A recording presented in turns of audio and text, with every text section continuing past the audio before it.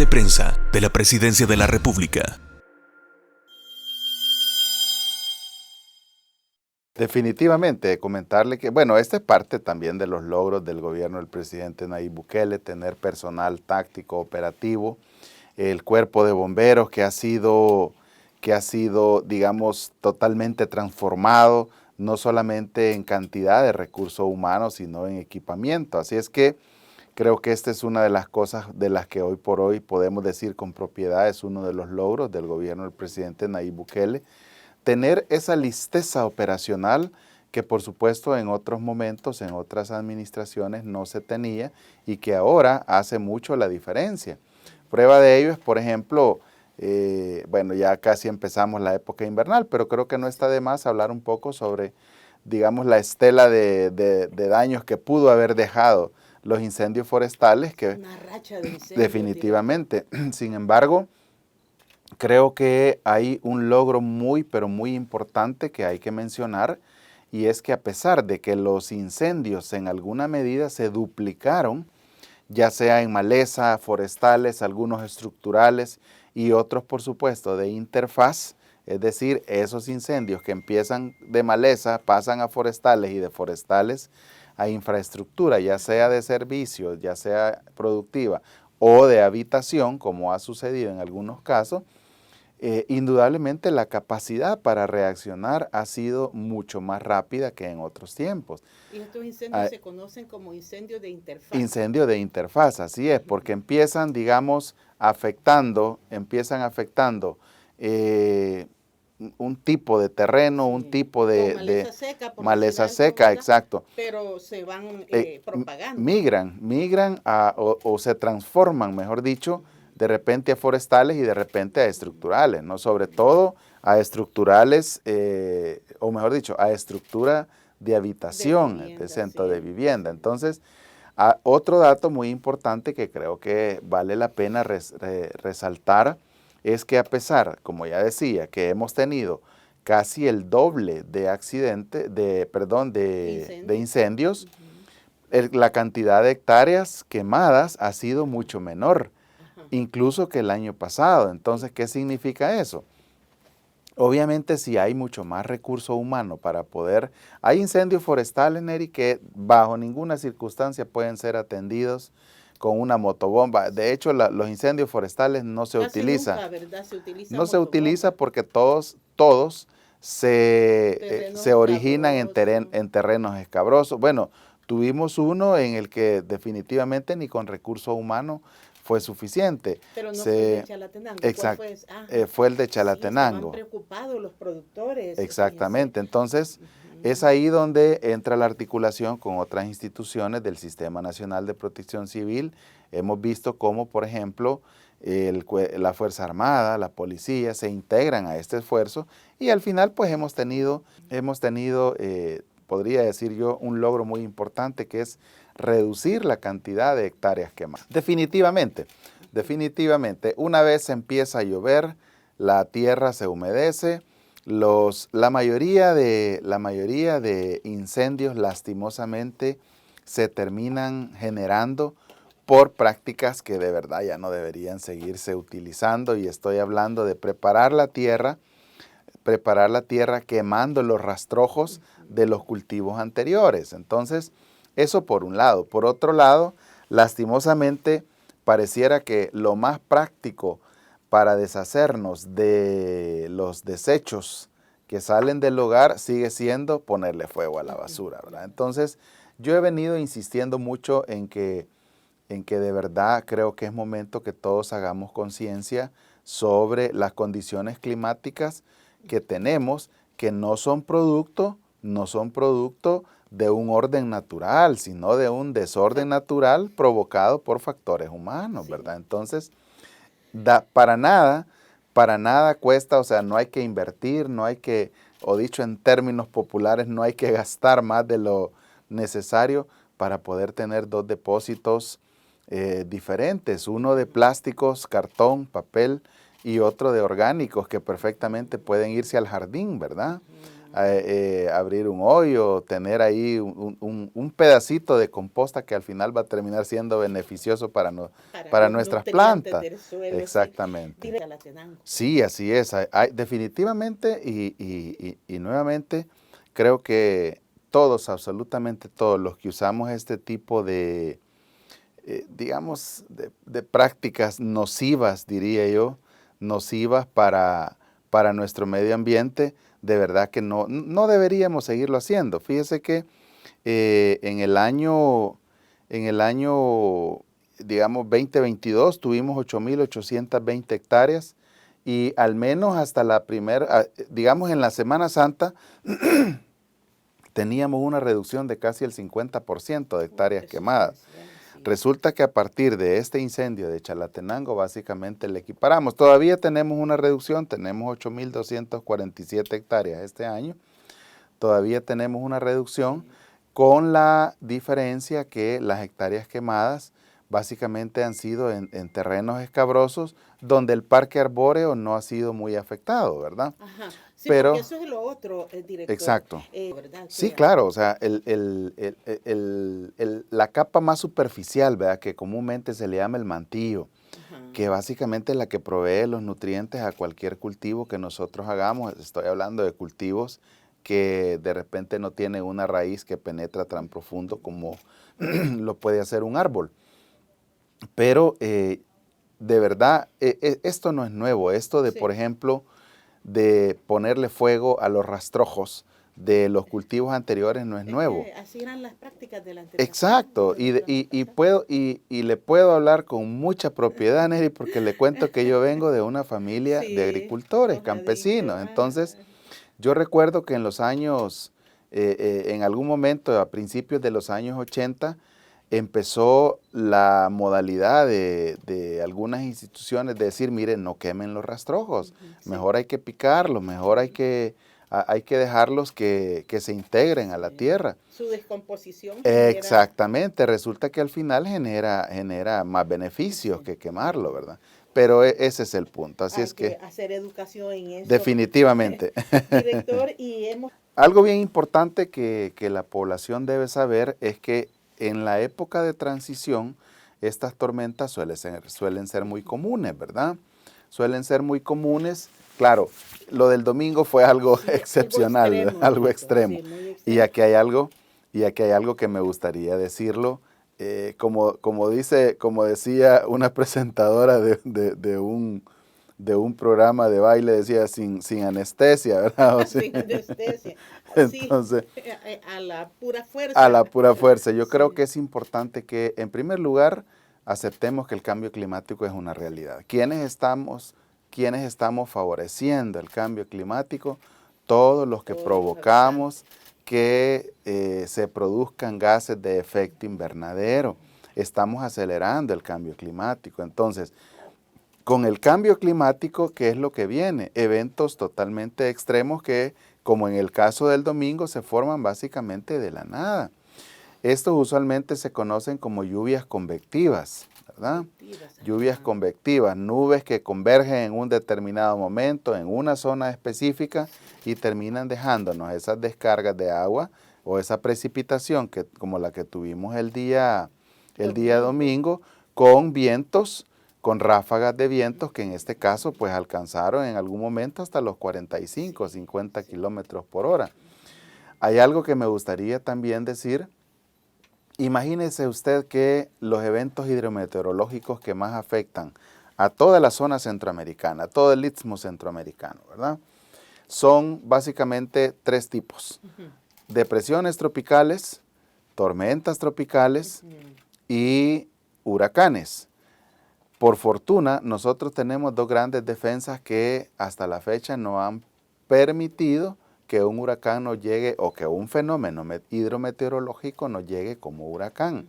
Y estoy hablando de toda la cordillera que básicamente tenemos frente a la costa salvadoreña, y estoy hablando de toda la cordillera y todo el terreno, digamos, topográficamente accidentado que tiene Honduras y que tiene Nicaragua, que básicamente exactamente, que están en la ruta también de los huracananes. Y esto le sirve como barrera. Exactamente. Lo que pasa es que cuando un huracán, por más fuerza que haya cobrado, en aguas cálidas, que es donde se generan y donde se fortalecen, por más fuerza que tenga, en el preciso momento que toca tierra, termina degradándose, ¿verdad? Y pierde fuerza. Exactamente. ¿Por qué estoy mencionando esto? Los vientos que alcanzaron las ráfagas, el día domingo algunas alcanzaron hasta 45, 50, 55 kilómetros por hora. Vea usted que la diferencia entre una depresión, una tormenta y un huracán es la velocidad de los vientos. Entonces, sí, una depresión tropical podría llegar hasta los 64, 65 kilómetros por hora. Luego pasa a convertirse en tormenta, ¿verdad? Y de 120 kilómetros arriba estamos hablando de un huracán. Aunque a veces las tormentas también tienen mayor cantidad de precipitación. Exactamente. Sí. Y es que eso también hay que denotarlo, ¿verdad? Que no necesariamente, porque alguien me decía, mire, gracias a Dios que aquí nunca nos ha pegado un huracán. Sí, pero hemos tenido depresiones tropicales de 8 días, ¿verdad? Claro, sí, mire lo que nos pasó con Julia, por con ejemplo. Julia, con la tormenta 12E, sí, que básicamente llovió de sábado a sábado, dejándonos un promedio de 700 milímetros de lluvia. Y cuando, digamos, la pluviometría del año ronda por los 1800, 2000. En 8 días habíamos recibido casi más del 70%. Más del 70%. Entonces, vea usted lo que significa esto. Ahora, el domingo fue un día muy, pero muy excepcional. Le cuento que tuvimos más de 80 árboles caídos. En el preciso momento que un árbol se cae, en primer lugar, si es en una zona urbana, interfiere con el tráfico, bota postes, daña cables del tendido eléctrico, daña cables del tendido telefónico, o bueno, ahora mismo se mezclan telefonía e internet. Entonces, es una cantidad de afectación muy, pero muy importante. Todos nuestros equipos, le puedo asegurar que esa noche al menos estuvieron trabajando unas 5,000 personas. Sí. No, todavía no, y yo creo que el ministro de Medio Ambiente ha sido muy enfático en decir eso. Para nosotros, el Ministerio de Medio Ambiente y particularmente la Dirección de Observatorio de Amenazas es nuestra principal fuente de información científica, teniendo ellos toda la expertise. Siempre nos hacemos de la información que ellos producen y en ese sentido puedo decirle categóricamente que aún no estamos en invierno. Esperamos entrar a la época invernal ya de una manera, digamos, muy franca en el mes de mayo, ¿verdad? Entonces, como decía hace algún momento, lo que estamos teniendo es esa época de transición de lo seco a lo húmedo, que básicamente tenemos todos los años. Ahora, ¿qué significa estar en esa época de transición? Bueno, significa que de repente vamos a tener tormentas por la tarde-noche. Esas tormentas, consecuentemente, generan abundante humedad o vapor. ¿Por qué? Porque venimos de 3, 4, 5 meses de cero lluvia, ¿verdad? Entonces, con una fuerte ola de calor. Exactamente. Entonces, ¿qué es lo que sucede? Bueno, al tener estas tormentas, lo que se termina generando es mucho vapor, eso genera más calor y consecuentemente vamos a seguir teniendo tormentas por la tarde-noche, ¿verdad? Excepto el lunes que empezó a llover ahí por las 11 de la noche y la lluvia no paró hasta allá por las 4 o 5 de la mañana. Exactamente. Ese tipo de tormentas son las que al final, digamos, son muy beneficiosas, digámoslo, porque en primer lugar, no se precipita todo el agua, va precipitándose de forma gradual y eso va permitiendo que la tierra pues vaya cobrando cierta humedad o vaya humedeciéndose y con eso pues se reduce el calor y así sucesivamente. Pero insisto, esa es parte de lo que usualmente tenemos siempre al inicio de, mejor dicho, o en la fase de transición de la época seca a la época lluviosa. Vamos a tener digamos, el invierno con tormentas ya más organizadas de la primera semana, segunda de mayo en adelante.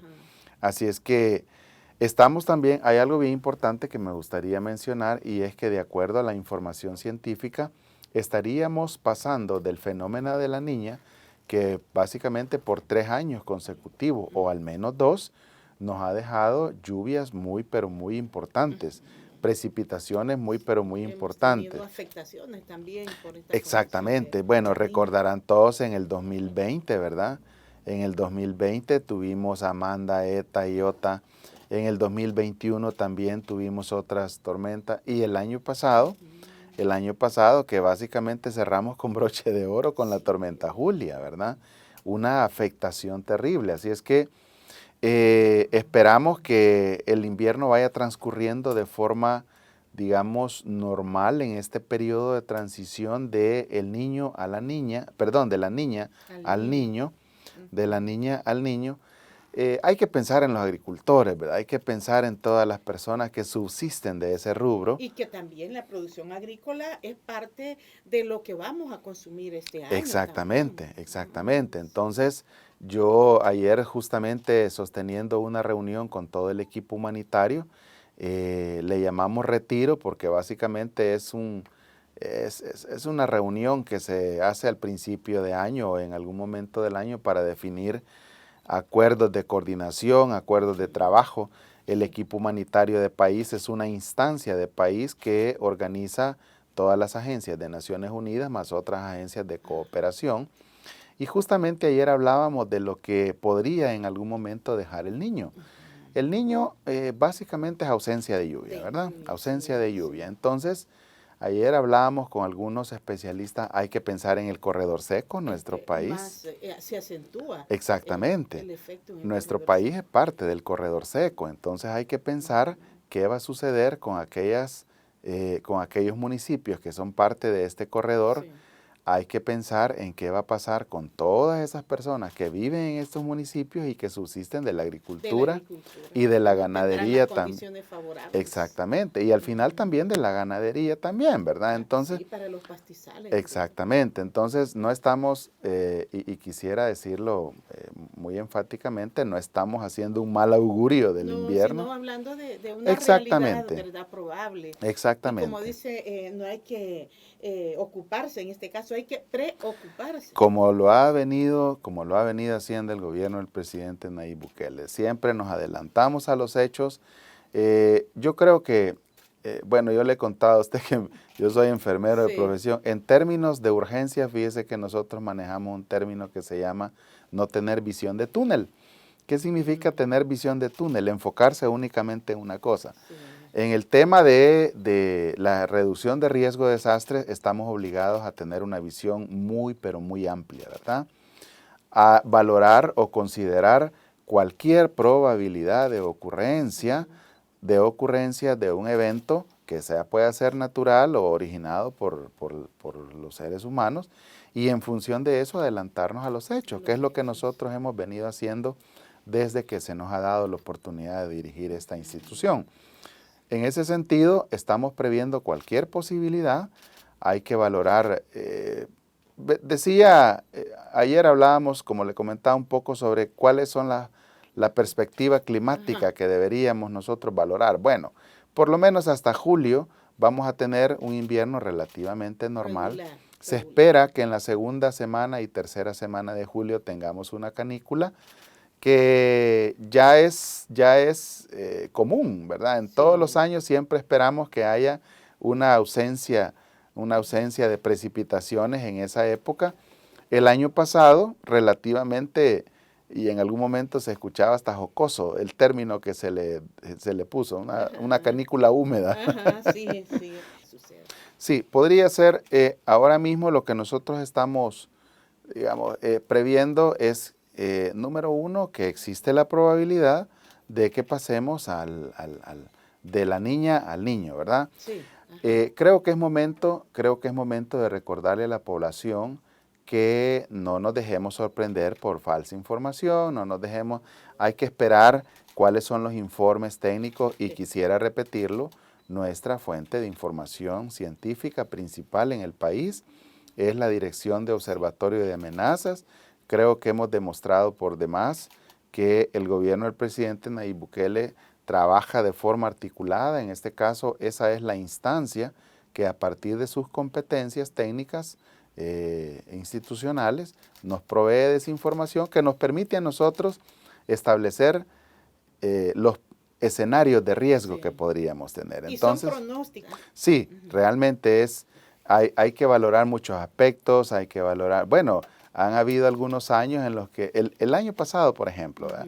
Esperábamos que la canícula tuviera incidencia entre la tercera semana de mayo y la primera de agosto.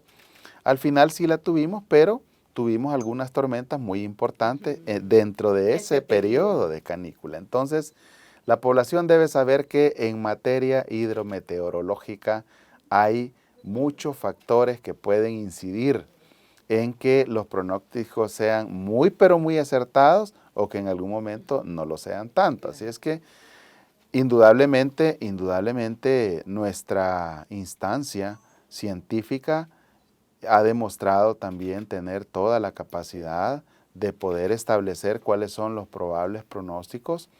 Nosotros básicamente nos enfocamos en esa información. Sí. El día domingo, por ejemplo, a partir del pronóstico que teníamos por la mañana, eso nos permitió en algún momento tener cierto despliegue de equipos y eso fue lo que nos facilitó el trabajo, ¿verdad? Incluso ellos. Bueno, en primer lugar comentarle que el plan invierno 2023 tiene dos componentes que son muy importantes. El primero de ellos que tiene que ver con la prevención y mitigación. Este es el momento, y quisiera ser muy enfático para toda la amable audiencia, este es el momento en el que tenemos que reducir la probabilidad de tener pérdidas específicas, de tener daño. ¿Y cómo reduzco eso? Previniendo o mitigando. Entonces, indudablemente que hay que prestar atención. Por ejemplo, hay cosas tan sencillas, Neri, que nosotros podemos hacer para no tener daños en nuestra propia casa. Este es el momento en el que todos deberíamos estar limpiando nuestros canales. Si vivimos en una zona urbana, limpiando canales, asegurándonos de hojas, sobre todo sobre todo si tenemos árboles muy cerca de nuestra casa. Vamos al siguiente, digamos, aspecto. Si tenemos árboles cerca de nuestra casa, este es el momento en el que hay que buscar descoparlos. Hay que limpiar diques, hay que limpiar canales, hay que asegurarse de que no está tapado ningún drenaje de nuestra casa, a fin de que no tengamos problemas como una buena cantidad de los que ocurrieron el día domingo y recibimos, no recuerdo qué cantidad de llamadas. Digamos que ese es un componente. En este componente también, y usted me preguntaba sobre las comisiones municipales.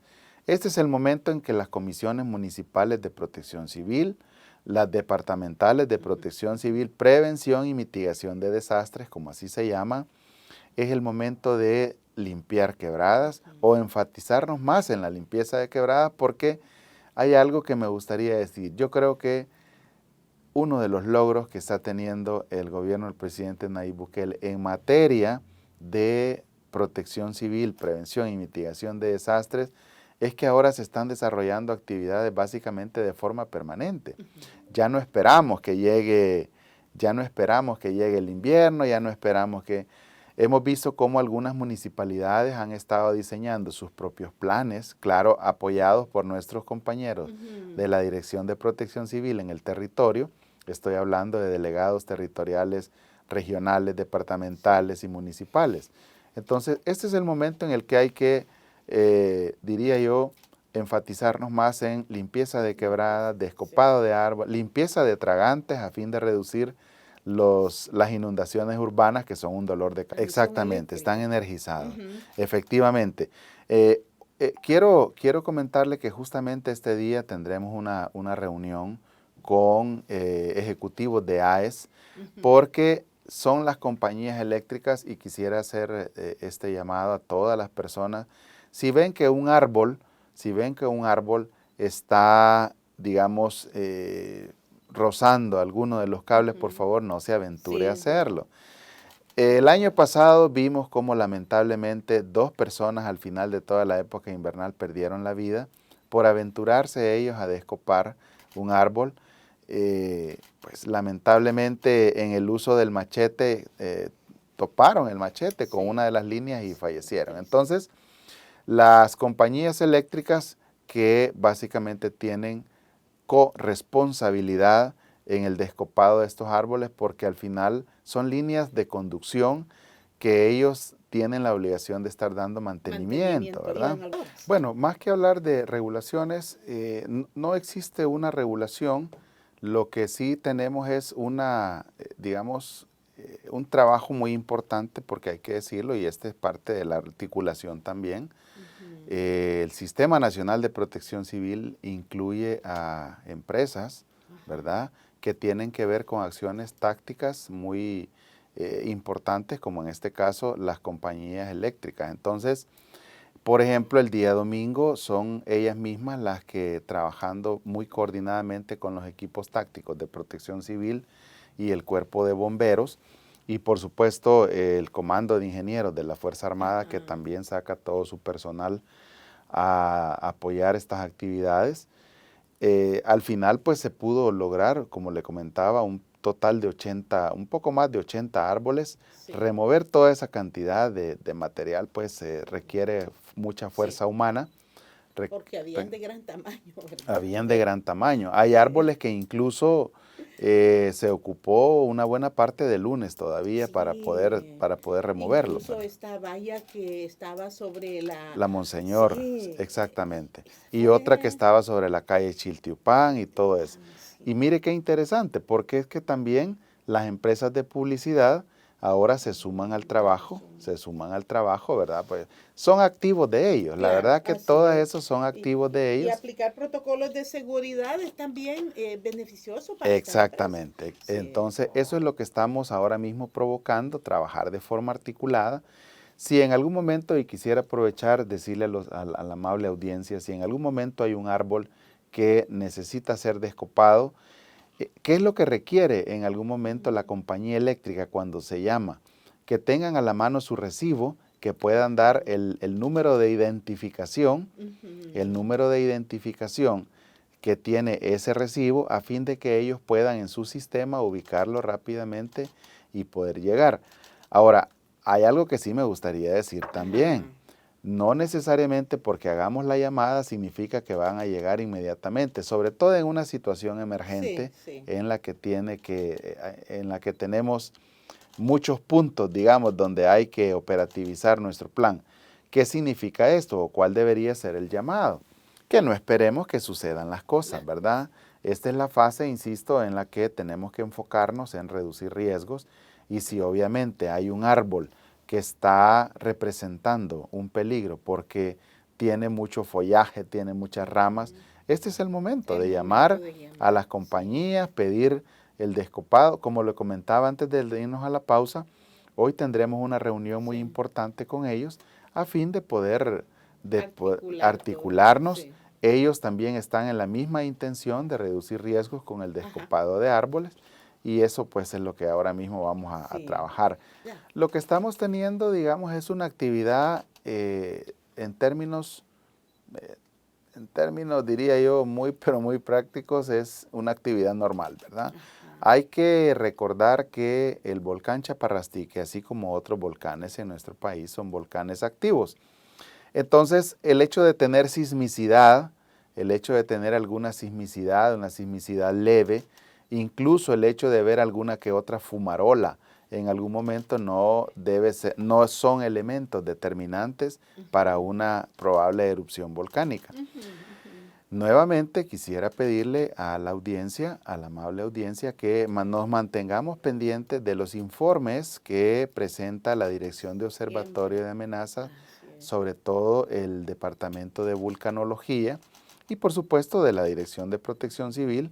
Nosotros estamos en constante comunicación con ellos, y en el preciso momento que exista la probabilidad o la inminencia de una erupción volcánica, vamos a echar a andar todo nuestro sistema de alerta temprana.